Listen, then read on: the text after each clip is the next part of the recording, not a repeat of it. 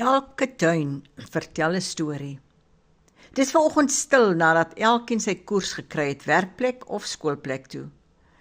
Met my koppie koffie in die hand ervaar ek met eens die intense behoefte om deur my tuin te stap en met my familie en vriendinne te gesels. Ek sien hulle in 'n rankplantjie, 'n struik, 'n roosboom, 'n boom, 'n grondbedekker en nog baie meer. Ag, dankie Christine van Matthewes, die pers, rooi en pink malvas blom nou vir die eerste keer. Maar ek dink hulle soek dalk 'n bietjie meer son.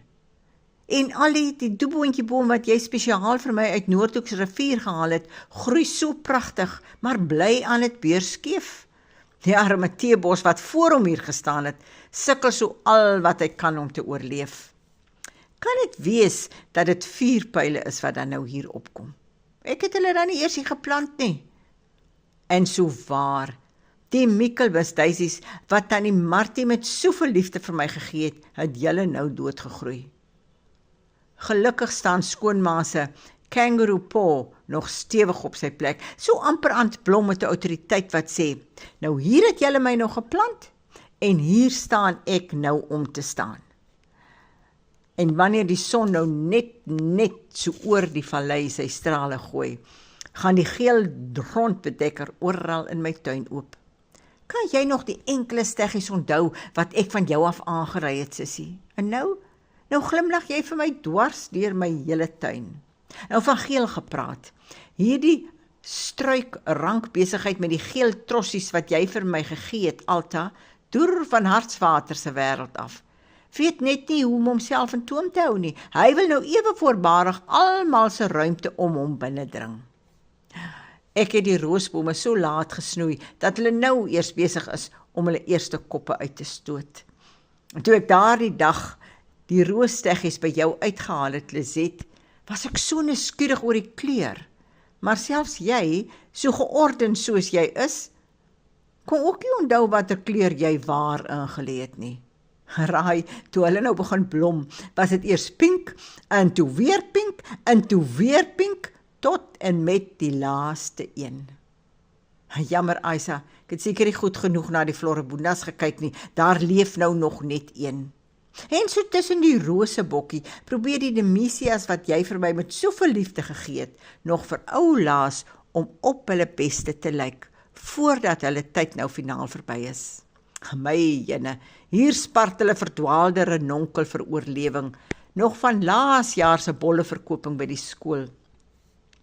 Wat my egter verbaas, is nou die deursettingsvermoë van die katjiepiering. 3 keer verplant, bietjie klein van al die swaar kry, maar keer op keer dra sy haar blomme. Blomme wat ek sien in pa se hempsknoopsgat, en ook 'n mandjie vol by oom Frikkie se graf. Ek het al so baie gewonder, hoekom jy nou besig is om uit te sterf in ons tuine? Miskien is jy 'n te hartseer blom, of miskien dra jy te veel tradisie met jou saam. En Proenis, jy wat daar ver in die vaalhoekie staan, vir jou het ek geplant juis omdat jy deel was van my kindertyd, en nie vir kleur nie, want jy praat met my 'n ander storie.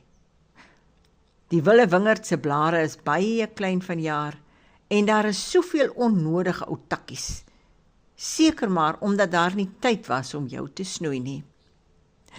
Wanneer ek dan op die stoep kom sit, die laaste mondjie vol koffie drink en so oor my tuin uitkyk, besef ek, ons lewe is soos 'n tuin.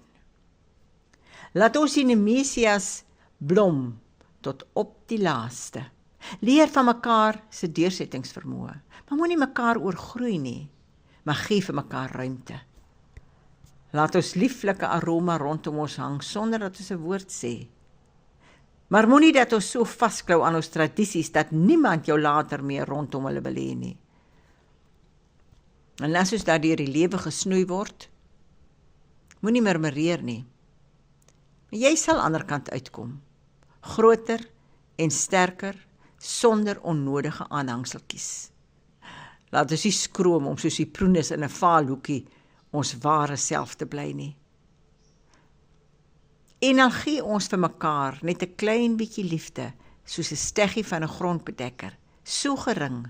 Gee nogtans, want dit groei en word meer, sodat jy weer vir ander kan gee. Dankie Here vir hierdie les, wat ek vanmôre uit my tuin kon leer. U het ons so uniek gemaak.